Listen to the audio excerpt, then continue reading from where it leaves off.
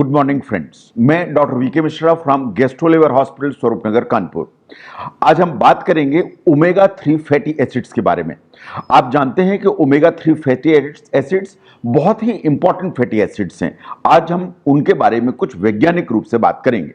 Now आप जानते हैं कि जो ओमेगा 3 फैटी एसिड्स हैं, they are basically essential fats that you get from the diet. ये वास्तव में आपकी बॉडी बनाती नहीं है, इन्हें आपको डाइट से ही लेना पड़ता है। साइंस ऐसा मानती है कि they are incredibly healthy fats which you require from the diet. ये आपकी बॉडी के लिए, आपके ब्रेन के लिए बहुत ही ज्यादा बेनिफिशियल माने जाते हैं। बट प्रॉब्लम यह है कि जो इंडियन डाइट है विच इज डोमिनेंटली वेजिटेरियन, इसमें ओमेगा 3 फैटी एसिड्स बहुत डेफिशिएंट माने जाते हैं। नाउ क्वेश्चन ये है कि ओमेगा 3 फैटी एसिड्स हैं क्या? वास्तव में ओमेगा 3 फैटी एसिड्स एक पॉली अनसैचुरेटेड फैट्स की फैमिली है जो आपको डाइट से ही मिलती है, ये आपकी बॉडी में प्रोड्यूस नहीं होती है। बहुत सारे फैट्स हमारा लिवर स्वयं बनाता है, इवन कोलेस्ट्रॉल बनाता है, लेकिन ये जो फैटी एसिड है इसे आपको डाइट से ही लेना पड़ते हैं। प्रॉब्लम यह है कि हमारी जो बॉडी है वो बिल्कुल भी इसको मैन्युफैक्चर नहीं कर सकती है। नाउ जहां तक पॉली अनसैचुरेटेड फैट का सवाल है, हमने पहले भी बहुत सारी बात की कि ये वास्तव में इस पे डिपेंडेंट है कि हमारा जो फैटी एसिड है उसमें कितने डबल बॉन्ड्स हैं। Depending upon the number of the double bonds, basically जो पॉली अनसैचुरेटेड फैट्स हैं उनकी क्वालिटी डिटरमाइन होती है। जैसा ओमेगा 3 है, ऐसा ही एक ओमेगा 6 फैटी एसिड भी होता है।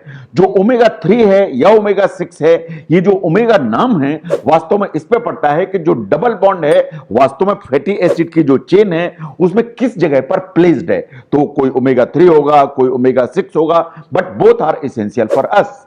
नाउ जहां तक ओमेगा 3 फैटी एसिड्स का सवाल है, ये वास्तव में 3 तरह के हैं जिन्हें हमें जरूरत पड़ती है। Number 1 basically is the EPA। It's a long name, but आपको ध्यान रखना है कि first is the EPA। EPA basically 20 carbon जो एटम्स हैं उनकी एक लॉन्ग चेन है। तो इसमें जो टोटल कार्बन हैं दे आर 20 इन नंबर। ये वास्तव में हमको फैटी फिश से मिलता है, ये हमको सी फूड से मिलता है, हमको फिश ऑयल से मिलता है। ये जो फैटी एसिड है ये हमारी बॉडी के लिए इसेंशियल है क्योंकि बहुत सारे फंक्शंस लेके चलता है। वास्तव में ये जो हमारी बॉडी में जितने भी इंफ्लेमेटरी चेंजेस होते हैं, ऐसा माना जाता है कि ये एक सिग्नलिंग मॉलिक्यूल बनाता है जिसे इकोसिनॉइड कहते हैं। ये जो इकोसिनॉइड बनाता है ये वो सिग्नल मॉलिक्यूल है जो वास्तव में हमारी बॉडी के अंदर इंफ्लेमेशन को कम करके चलता है। ऐसा भी माना गया कि अगर आप ठीक मात्रा में EPA इस्तेमाल करते हैं या ओमेगा 3 आप ठीक मात्रा में लेते हैं तो certain medical conditions, mental conditions, particularly depression and anxiety, इसको कम करने में ये काफी मदद करता है। नंबर 2 पर आता है DHA। DHA basically 22 carbon atom का फैटी एसिड है। यह भी हमको मिलता है फिश से, सी फूड से, फिश ऑयल से, कुछ थोड़ा बहुत एल्गी से भी मिलता है।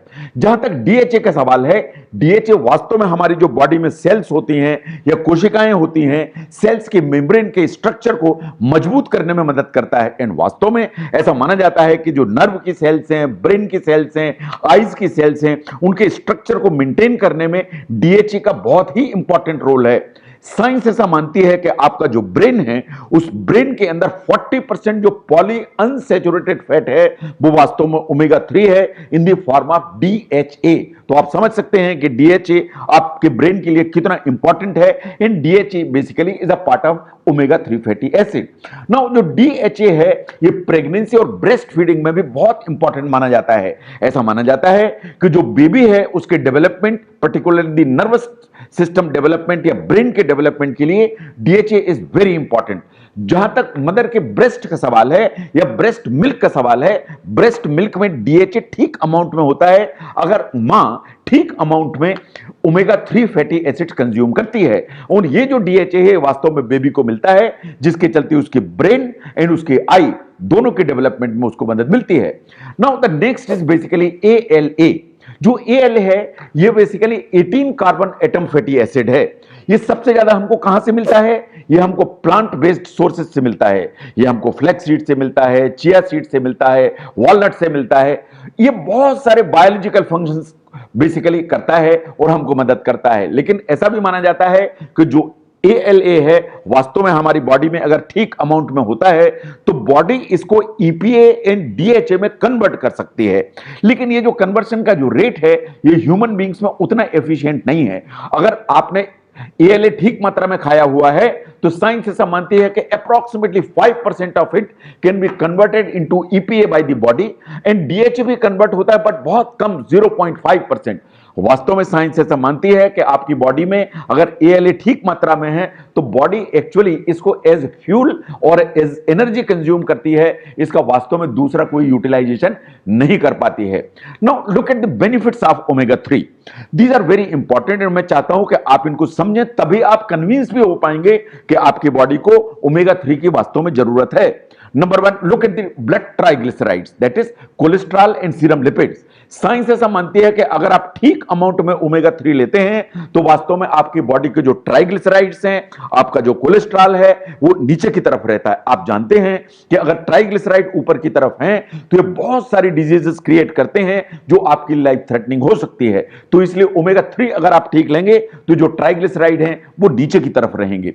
अगर ओमेगा 3 आप ठीक मात्रा में लेते हैं तो साइंस ऐसा मानती है कि वास्तव में आपको कैंसर होने का जो इंसिडेंस है या रिस्क है वो हमेशा नीचे होता है। ये जो कैंसर का जो रिस्क नीचे होता है वो वास्तव में बड़ी आंत का कैंसर, प्रोस्टेट का कैंसर, ब्रेस्ट का कैंसर, ये 3 ऐसे कैंसर्स हैं जिनमें माना गया कि ओमेगा 3 सबसे ज्यादा मदद करता है। Now the third is the fatty liver. अगर आपको फैटी लिवर है, आप ओमेगा 3 कंज्यूम कर रहे हैं तो फैटी लिवर की जो डेंसिटी है वो धीरे धीरे कम हो जाएगी। आपकी बॉडी का, आपका जो लिवर के अंदर का फैट है वो धीरे धीरे कम हो जाएगा। और अगर आपको फैटी लिवर नहीं है और आप ओमेगा 3 कंज्यूम करते हैं तो इंसिडेंस या risk of developing fatty liver वो आपकी काफी कम हो जाएगी। साइंस ऐसा मानती है कि अगर आप ओमेगा 3 ठीक लेते हैं तो आपको डिप्रेशन होने की संभावना, आपको एंजाइटी होने की संभावना, आपको पैनिक रिएक्शन होने की संभावना फॉर दैट मैटर काफी कम हो जाती है। इसलिए डिप्रेशन, एंजाइटी से बचने के लिए omega 3 they become important. No, आप जानते हैं कि हमारी बॉडी में inflammation is a very serious issue in the sense कि जैसे जैसे हमारी एज बढ़ती है जो इन्फ्लेमेशन के चलते बहुत सारी प्रॉब्लम्स आती हैं, जिससे रूमेटॉइड आर्थराइटिस जैसी जो प्रॉब्लम्स हैं वो वास्तव में इन्फ्लेमेशन के चलते आती हैं।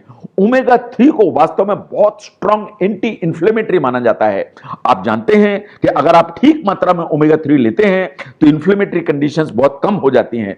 इवन फीमेल्स में जो मेंस्ट्रुअल पेन है, अगर आप ओमेगा 3 ठीक मात्रा में लेते हैं तो उसकी जो एक रिस्क है वो काफी कम हो जाती है। एक छोटे बच्चों में एक ब्रेन की प्रॉब्लम होती है जिसे कहते हैं attention deficit hyper activity disorder, जिसमें बच्चा छोटी छोटी चीज पर ध्यान नहीं देता एंड हाइपर एक्टिव रहता है। साइंस ऐसा मानती है if these children receive adequate amount of omega 3 तो ये वास्तव में जो ADHD का जो इंसिडेंस है वो बहुत कम हो जाता है और अगर ये है तो उसके सिम्टम्स बहुत इंप्रूव हो जाते हैं। इसी तरह एडल्ट्स में एंड इवन इन चिल्ड्रन, अगर आपको अस्थमेटिक्स अटैक बार बार आ रहे हैं या अस्थमा की टेंडेंसी है तो अगर आप ओमेगा 3 ठीक मात्रा में कंज्यूम करते हैं तो आपको अस्थमा के अटैक्स आने का जो इंसिडेंस है वो कम हो जाता है। जैसा मैंने पहले भी कहा, जहां तक बेबी के ब्रेन एंड आई के डेवलपमेंट का सवाल है उसमें omega 3 particularly DHA is very important issue. ये बात सही है कि जो बच्चों को जो DHA मिलता है वो ब्रेस्ट मिल्क से मिलता है। तो अगर मां ठीक मात्रा में ओमेगा 3 लेती है तो उसके ब्रेस्ट मिल्क में ठीक मात्रा में DHA होता है एंड DHA वास्तव में बेबी को मिलता है। और अगर बेबी को DHA मिलेगा तो उसका ब्रेन एंड आई का जो डेवलपमेंट है वो अप टू द मार्क होगा। ओल्ड एज में आप जानते हैं कि एक प्रॉब्लम खड़ी होती है जिसे हम कहते हैं डिमेंशिया। ये वास्तव में ओल्ड एज में भूलने की बीमारी है, इन द सेंस कि ये इतनी ज्यादा प्रॉब्लम क्रिएट करती है कि आप छोटी छोटी चीजें, बड़ी बड़ी चीजें एंड वास्तव में आप अपने लव्ड वंस को भी भूल जाते हैं कि ये मेरी वाइफ है, ये मेरा बच्चा है, ये मेरी डॉटर है, आप इन्हें सब भी भूल जाते हैं। इसे कहते हैं डिमेंशिया।